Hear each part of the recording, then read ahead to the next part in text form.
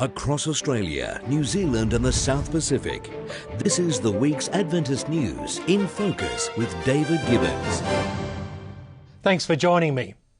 Australians have been reminded in the past 2 weeks of the horror faced by Michael and Lindy Chamberlain surrounding the disappearance of their daughter. August 17 marked the 30-year anniversary of the disappearance of 2-month-old Azaria Chamberlain, who was taken by a dingo near Uluru. Secret jury notes hidden in the Northern Territory police files have been released revealing why Lindy Chamberlain was convicted of murdering her baby daughter Azaria 30 years ago. Michael, who was a Seventh-day Adventist minister at the time, was named as an accessory. But after serving 3 years wrongfully in prison, Lindy had her life sentence quashed. And both have been exonerated of any crime. Chamberlain told InFocus News he is still waiting for the truth to come out. He wants to know why the police were determined to convict them for murder over Azaria's disappearance. Both Michael Chamberlain and Lindy Chamberlain Crichton are still members of the church, and leaders contacted both Michael and Lindy to share condolences last week. Michael Chamberlain has agreed to come on InFocus in the next couple of weeks and share why he is still looking for justice. The release of the 2010 Australian Good Universities Guide shows that Christian tertiary education continues to be valued. Avondale College, a 113-year-old tertiary institution owned by the Seventh-day Adventist Church, has received 5-star ratings again this year. The ratings show students value quality education in the key educational experience area for student-staff ratio, staff qualifications, teaching quality, generic skills and overall satisfaction. We're in the business of education and we aim to provide a really top quality Christian higher education. The guide is the only publication that contains independent 5-star ratings and comparisons of all Australian courses and universities. For the first time since 1903, the chaplaincy department at Sydney Adventist Hospital has been renamed.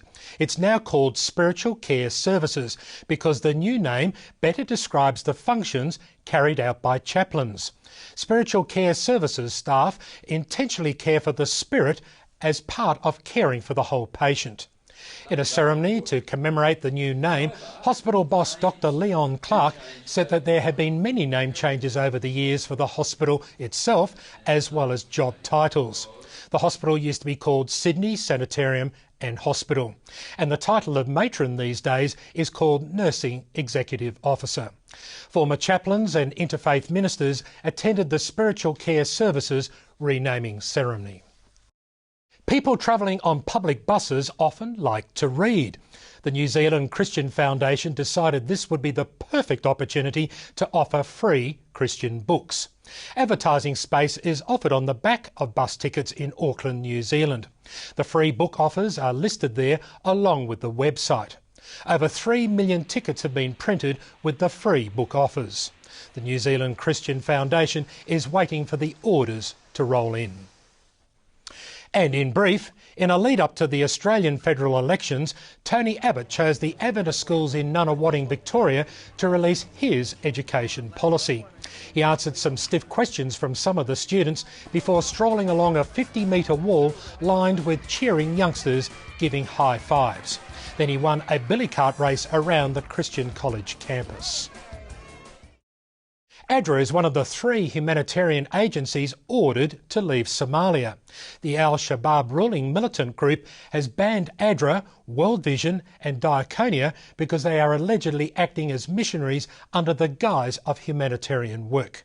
If the ruling against ADRA is enforced, it could affect up to 180,000 people currently receiving aid.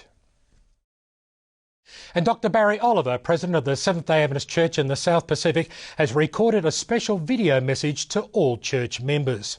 The message is expected to be played in churches across the South Pacific on the 4th of September, and more details are available at www.record.net.au.